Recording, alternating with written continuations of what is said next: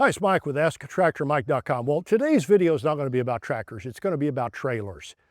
And if you might own a trailer someday, or you just bought a trailer, or you might borrow or rent a trailer, I highly urge you watch this video, because there are some things that can happen in attaching a trailer and loading a trailer and towing a trailer down the road that you need to know about before you hit the open road with the trailer. You know, if you buy a tractor and you have an accident, you can hurt you. But with a trailer, if it's not equipped right or hooked up right, you can hurt yourself, you can hurt somebody on the open road, and you can end up in painful litigation.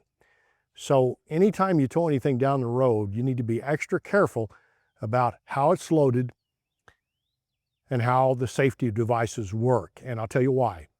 I had a viewer that lives in Oregon that had an accident, and it didn't turn out too bad. There wasn't a lot of damage. And she told me, after having this happen, that her truck had filmed the incident, and she sent me the video, and she said, "I want you to use this." She said, "I don't care if people tell me I'm stupid for what happened," but she said, "I will never have this happen again, because I know what I did wrong now, and I don't want this to happen to anybody else." And I said, "Great." Because what you're going to see, and I'm going to roll the video right now, is a trailer coming loose from a truck. And it's not pretty. This particular trailer is hauling some appliances, and it comes loose. The tongue drops down to the pavement. The tongue doesn't hit the pavement. What hits the pavement is a jack, and the jack drags the ground. You see all the sparks fly, and she eventually gets it off the road and gets everything stopped and gets it reattached. Everything's back to normal. Everybody's happy. Only damage was to the foot of the jack and the toolbox. So this story ended well. Now, don't criticize my viewer for not knowing what she was doing here, because this can happen. And we're going to talk about two things today. Number one, how you can attach a trailer and think it's locked on and it's not. And number two, how the safety devices on the trailer are supposed to work and how they're supposed to be attached, and why this situation had a good outcome, because what was supposed to happen did happen, that the trailer didn't come loose from the truck, but it could have even been better.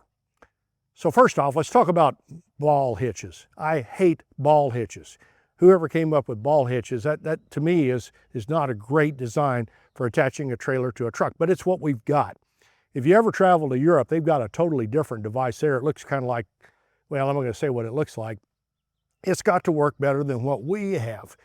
You know, what we have is a ball that mounts on the truck, and then the hitch that comes down on the ball, and then a little keeper that comes up that's usually activated by an over-center device or a twist device to bring it up and lock everything on. It's a great device if it's attached right. They almost never come loose when they're attached right. What I'm pretty sure happened with my viewer, and what is pretty easy to have happen, especially if you're new to trailers, is when you drop that tongue down, and you're really, if you're new to trailers, get under there and see how all that mechanism works. You can, most of the time, feel the trailer find the ball. It'll kind of move a little bit to the back as it's finding that curved part and the deepest part of the ball. And the receiver hitch will come down and kind of find its home. And then there's a keeper under there that you, like I said, you activate with the over-center device or the twist thing, and it comes up and locks everything together. Now what happens, and I'm sure what happened in this situation, if you let your receiver, your hitch down, your tongue, and you're on top of that keeper, it can kind of mash the keeper up out of the way, and then everything comes down, and it feels like it's attached, and the over-center device will come over and lock, as this one did. But the keeper is not doing its job. It's wedged up there in between the receiver ball and the receiver hitch. And the only thing keeping the tongue on the truck at that point is just the weight of the tongue. And so if you go over a little bump, like my viewer did, it's going to come loose. And that's exactly what happened. So a little piece of advice here. Number one, if you've never been around trailers, get under there and see how that mechanism works. Number two, if you're hooking up, let it down and make sure that that keeper is not wedged in there between the hitch and the ball.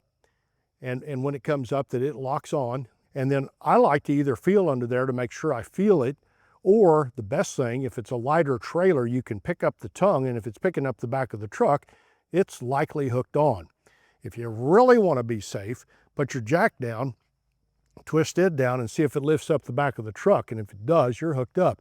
If it pulls it off, you've got the same issue that my viewer had. So that's number one. Now, bear in mind, there are 3 sizes of hitches. The smallest trailers have a 1 7/8 inch ball. The most trailers that you'd haul a small tractor with, or a horse trailer, has a 2-inch ball. And there's the heavier trailers have 2 5/16 inch balls. You got to make sure the receiver hitch has the same size opening as the ball is.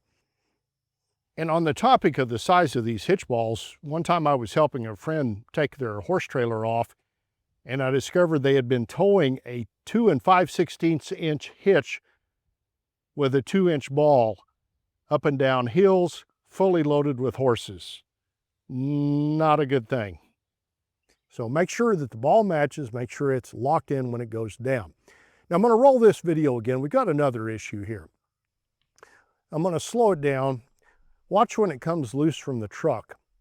It drops down to the pavement, and what actually the whole thing rides on from that point forward is the foot of the jack. You can see sparks going away from the foot of the jack as the whole thing is riding on that. And then as she decelerates, the whole trailer comes forward and the receiver hitch hits the toolbox, and that's what stops everything. At that point, the tongue of the trailer is under the truck somewhere, and that's not what we want to have happen. Now, I was going to go on a rant against whoever sold her this trailer because I don't like the way the chains are configured. And I'm not an expert on trailers, but I know what I know. And if you have any comments, please put it in the comments down below and let me know your opinion. But to me, the way chains have got to be configured, and if you check your state law, it'll tell you this, is the chains need to be just long enough so if you're turning, well, first off, they're not dragging the ground. And second off, if you're turning, the side you're turning away from is just almost tight, just barely has any slack in it at all when you turn as tight as you can, in the same way going the other way. And when you attach them to the truck, you cross them. And the reason that is if the tongue comes loose, it falls down in that cradle created by having the chains crossed. And if there's a lot of slack in the chains, as there were in these, that whole thing goes down to the ground. Now, why do you want that tongue riding in a cradle? Well, in this situation, let's say that there had been uneven pavement that she'd gone over. Thankfully, the Oregon Interstate Highway that she was on is pretty smooth. In Missouri, all the concrete's different heights. You can feel it as you're going across it. And if a section of concrete had raised up and she went over that with all that all that weight riding on the jack, it would have probably sheared the bottom of the jack off and thrown it somewhere, or maybe sheared the entire jack off of the trailer and sent it flying as shrapnel, basically. And that could have ended real badly. So you need that cradle there, and worse than that would have been if the tongue would have gone down and hit uneven pavement and dug in. What that would probably have done is snap the chains off. And then you've got a trailer that's running off on its own, whichever way, out of control and disconnected from the truck. So the good news and what happened in this video is the chains did their job in that they kept the trailer connected to the truck, but they're welded way back on the tongue. And in my mind, you want chain mounts that hold the safety chains really close to where the front of the tongue is. And you want your chains, like I said, to where when you're turning tight and they're crossed, to be just almost taut when you turn as tight as you can. And then when your trailer comes off, if it ever does, like it did in this situation, the trailer hitch will fall in that cross, and then that will do two things. Number one, it'll keep the trailer hitch off the ground, off the highway.